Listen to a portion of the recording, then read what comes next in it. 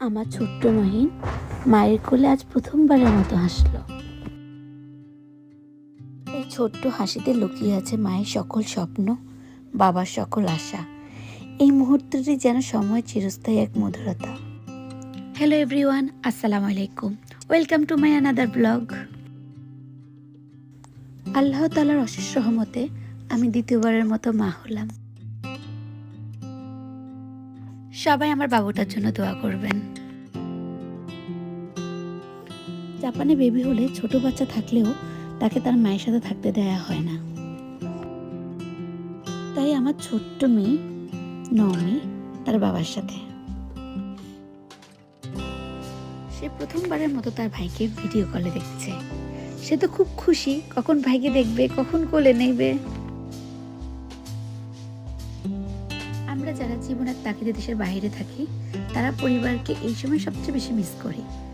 আমি যখন প্রথমবার মা হই তখনও আর এখনো মনে হয়, ইস, মাকে যদি পেতাম।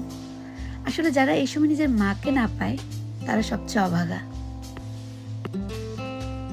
প্রেগনেন্সির এই সময়টাতে আমার স্বামী মায়ের অভাব ভুলাতে পারলেও বাচ্চা হওয়ার পর কিন্তু কেউ পারে নাই। আসলে এটা কেউ পারেও না। এই বার্তাটুকু শুধু তোমার জন্য।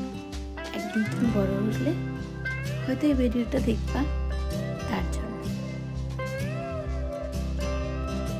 তুমি আমাদের জীবনের সবচেয়ে সুন্দর উপহার। আমরা সবাই তোমার সুন্দর ভবিষ্যৎ কামনা করছি। তোমার এই ছোট্ট যাত্রা যেন ভালোবাসায় ভরা হয়। দেখো আমার বাবুটা কি সুন্দর করে ঘুমাচ্ছে। মাশাআল্লাহ, সবাই আমাদের জন্য দোয়া করবেন। আমার নমিনহীন আর আমাদের নতুন নতুন ভিডিও দেখার জন্য পাশে থাকবেন। আমাদের ভিডিওগুলো ভালো লাগলে লাইক, কমেন্ট আর প্লিজ সাবস্ক্রাইবটা করে দিবেন। সবাইকে নেক্সট ভিডিও দেখার জন্য আমন্ত্রণ রইল। ধন্যবাদ।